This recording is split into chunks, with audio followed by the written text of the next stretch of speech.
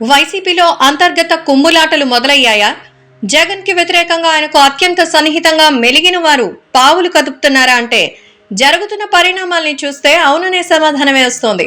జగన్ ని వైసీపీ శాసనసభాపక్షం తమ నేతగా ఇప్పటికీ ఎన్నుకోకపోవడం, ఈ నెల 22 నుంచి అసెంబ్లీ సమావేశాలు జరగనున్న నేపథ్యంలో అసలు జగన్ అసెంబ్లీకి హాజరవుతారా లేదా అన్న విషయంలో పార్టీ నేతలు శ్రేణులకే స్పష్టత లేకపోవడం చూస్తుంటే జగన్ ఖచ్చితంగా సమావేశాలకు హాజరయ్యే ఉద్దేశంలో లేరని పరిశీలకులు విశ్లేషిస్తున్నారు.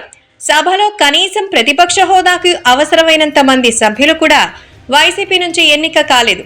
దీంతో జగన్ అసెంబ్లీలో అడుగుపెట్టి అవమానాలు పాలయ్యే కన్నా పులివెందుల శాసనసభ సభ్యత్వానికి రాజీనామా చేసి కడప లోక్సభ నుంచి పోటీ చేసి పార్లమెంటుకు వెళ్లడమే మేలన్న నిర్ణయానికి వచ్చినట్టు పార్టీ వర్గాల నుంచే గట్టిగా వినిపిస్తోంది. అయితే కడప ఎంపీ అవినాష్ రెడ్డి మాత్రం తాను లోక్సభ సభ్యత్వానికి రాజీనామా చేయడానికి ససేమిరా అంటున్నట్టుగా వైసీపీ వర్గాల్లో చర్చ జరుగుతోంది.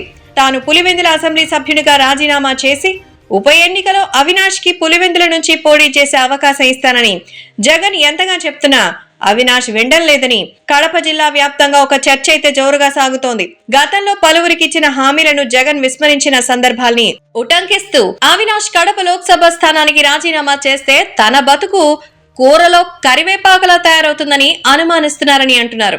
జగన్ పులివెందుల అసెంబ్లీ సభ్యుడిగా రాజీనామా చేసి ఆ స్థానం నుంచి తనను నిలబెడతారని అవినాష్ నమ్మడం లేదు. తాను కడప లోక్సభ సభ్యత్వానికి రాజీనామా చేస్తే తద్వారా వచ్చే ఉప ఎన్నికల్లో ఆ స్థానం నుంచి జగన్ పోటీ చేస్తారు, అందులో అనుమానం లేదు. కానీ జగన్ రాజీనామా చేసిన పులివెందుల స్థానం నుంచి తనకు అవకాశం ఇస్తారని మాత్రం అవినాష్ నమ్మడం లేదని కడపవాసులు అంటున్నారు. ఆ స్థానం నుంచి జగన్ తన సతీమణి భారతిని రంగంలోకి దించుతారని అవినాష్ గట్టిగా నమ్ముతున్నారని, అదే జరిగితే తన పరిస్థితి రెంటికి చెడ్డ రేవడిలా మారడం ఖాయమని ఆయన భయపడుతున్నారు. జగన్ పై అక్రమాస్తుల కేసులుంటే తనపై వైఎస్ వివేక హత్య కేసుందని ఆయన తన రాజీనామా గురించి అడిగిన వాళ్ళకి గుర్తు చేస్తున్నారు.